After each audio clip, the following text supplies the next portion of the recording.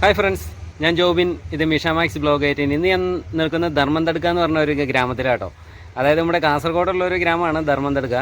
ശരിക്കും പറഞ്ഞു കഴിഞ്ഞാൽ കാസർഗോഡ് റെയിൽവേ സ്റ്റേഷൻ്റെ അടുത്ത് വന്നപ്പോഴാണ് ഇങ്ങനെ ഒരു സ്ഥലത്തെക്കുറിച്ച് കേട്ടത്. അപ്പോൾ ഞാനതൊന്ന് കാണാനായിട്ട് വന്ന വളരെ മനോഹരമായിട്ടുള്ള സ്ഥലം കേട്ടോ. നമുക്ക് ആ വീഡിയോയിലേക്ക് പോകാം.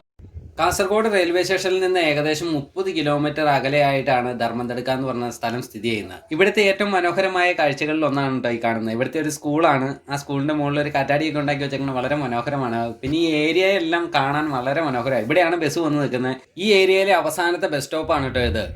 നമ്മൾ ഈ കാണുന്നത് പൊസാഡി ഗുബെ മലനിരകളാണ് കേട്ടോ. ഇതാണ് ഏറ്റവും മനോഹരമായ ഒരു സ്പോട്ടായിട്ട് ഇവിടെ കണക്കാക്കുന്നത്. ഇതിൻ്റെ ഏറ്റവും മുകളിൽ ചെന്ന് കഴിഞ്ഞാൽ വളരെ മനോഹരമായ ചില കാഴ്ചകളുണ്ട്. പക്ഷേ ഇത് കാണേണ്ട ടൈം രാവിലെയും വൈകിട്ടുമാണ്. പക്ഷേ എന്നാൽ ഞാനിവിടെ എത്തിയ സമയം ഉച്ചയായി പോയി.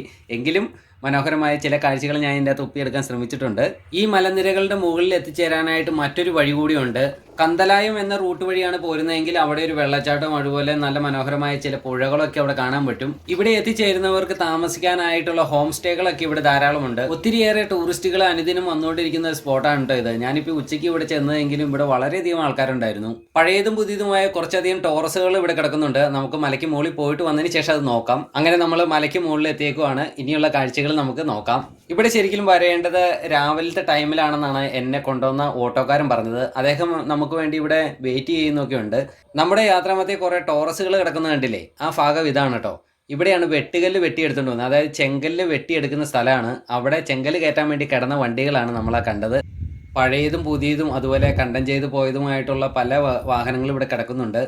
ഇനി നമ്മൾ ബസ് വന്ന് ഇറങ്ങിയ സ്ഥലത്തേക്ക് തന്നെ തിരിച്ചു പോകട്ടോ, അതായത് സ്കൂളിൻ്റെ അടുത്തേക്ക്.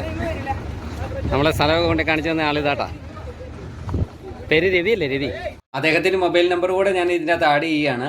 ഇത്രയൊക്കെയാണ് ഇന്നത്തെ എൻ്റെ വീഡിയോയിലുള്ളത്. ഇഷ്ടപ്പെട്ടെങ്കിൽ സപ്പോർട്ട് ചെയ്യാൻ മറക്കരുത്. അപ്പോൾ മറ്റൊരു നല്ല വീഡിയോയുമായി കാണുന്നോടം വരെ ബൈ ബൈ.